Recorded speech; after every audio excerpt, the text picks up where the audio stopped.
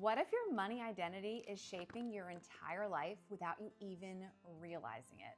Let's rewire that while baking a blueberry bundt cake. Just like with a cake that needs specific ingredients, your money mindset and your money identity has been absorbed through all the experiences you've had in your life, both the ones that your parents gave you and the experiences you've now had as an adult with money. All of that gets combined just like a cake, which is why this is such a beautiful analogy for changing your money identity. Now, you might be wondering, what do I mean by money identity?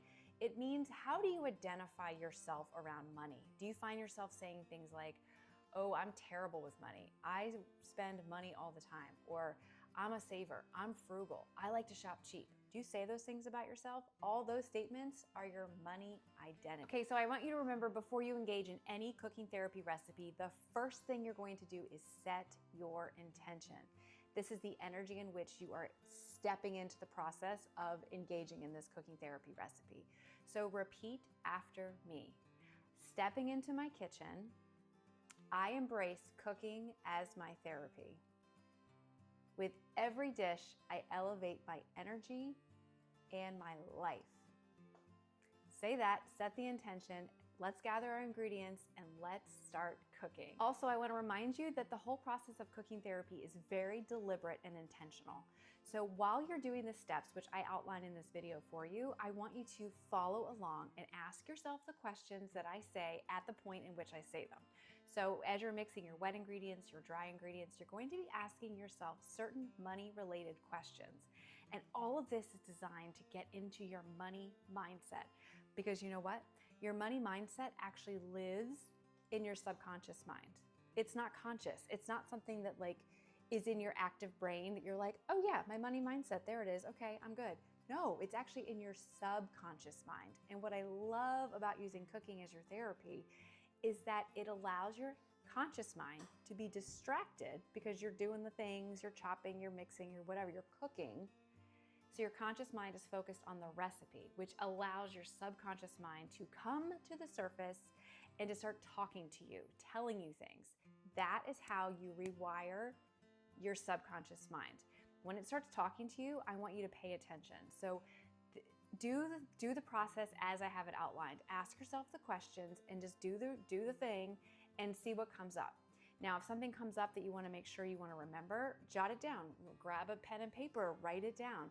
Write down what comes up, and then while the cake is baking in the oven, we're gonna do some more chatting about money beliefs. During this step of mixing your dry ingredients, I want you to discover what your money identity is. So answer this question for me. If money were a person describing me, what words would it use? Would it call me generous, fearful, abundant, frugal, or maybe something else? Write down your answer to this question while you're doing this step. Now, during this step, I want you to challenge your money identity. So ask yourself this question: if this identity is truly mine, was it shaped by my family, by my society, or by past experiences? If I could choose a new money identity, what would I be? Who would I be around money? What would money call me then? Answer these questions while you're doing this step. Here during this step, you're just mixing your dry ingredients and combining it with your wet ingredients. So just take a few deep breaths during this part. You just did a lot of money mindset work. Here you can see me mixing my berries with a little bit of remaining flour. You want to make sure you mix them with flour so that they bake evenly in the cake. Otherwise, they'll all sink to the bottom and it won't look very pretty.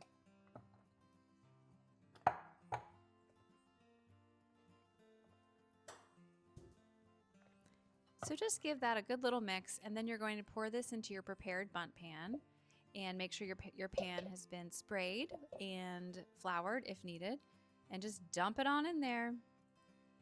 Okay, so my cake is in the oven, and I want to ask you, were you surprised about some of the things that came up for you with your money identity? Did any of those statements really shock you? I know for me, when I started doing this whole process of working on my money mindset, I was shocked. When I say shocked, I was shocked of what was in my subconscious mind, because I thought, hey, I'm doing the work, I can do the things, it's all up here is in my conscious mind, I can fix it, I can change it, I can do it. And what was buried below in my subconscious was so like unbelievable to me. So, but I say all that to say that you can change your money identity. It's possible. You can shift it. It happens all the time. And the fact that you now know what's in there, like deep down, like how you think you are around money, is not true. That's a story you've been telling yourself. That's a story that your parents gave to you, or maybe your old boss gave to you, right? So you can change your identity at any point. And I love how the fact that you just baked this cake allowed you to discover that about yourself. Okay, so here's what I want you to do while the cake is baking. I'm going to need you to, in your mind, imagine the version of yourself who's so great with money, who has a much, much healthier and more abundant identity around money, okay? So just imagine her, imagine him, imagine this person. What are they doing, right? How are they spending money? How are they out in the world? How does it feel when they pay their bills? How does it feel when they open their checking account app on their phone, right? Just imagine that for a minute. I need you for about 5 minutes to close your eyes and just visualize, okay? It's gonna feel really good, I promise. Feel free to pause me, come back when you're done. Okay, now that you're done, you have done that, I'm going to trust you that you've done it. Here's your action step that you're going to do today. I want you to go out and I want you to go buy a coffee or go out for lunch. Go somewhere where you can tip the person that is serving you, okay? Whether it's a restaurant or a coffee shop or an ice cream store or I don't know, anywhere these days you can tip people, right? So anywhere you go where the screen comes up and it says, would you like to tip? Now in the past identity, I bet you would say no, or you would give a really low tip. Today, stepping into this identity of being an abundant and wealthy person, I want you to tip a little bit higher. Whatever you would tip normally, I want you to tip anywhere from $2 to $3 to $5 more. We're not talking breaking the bank here. I don't need you to leave a $300 tip unless you want to, but just go an incremental step higher than you normally would. This is a perfect example of a way to embrace the highest version of yourself and to be the wealthiest version of your identity.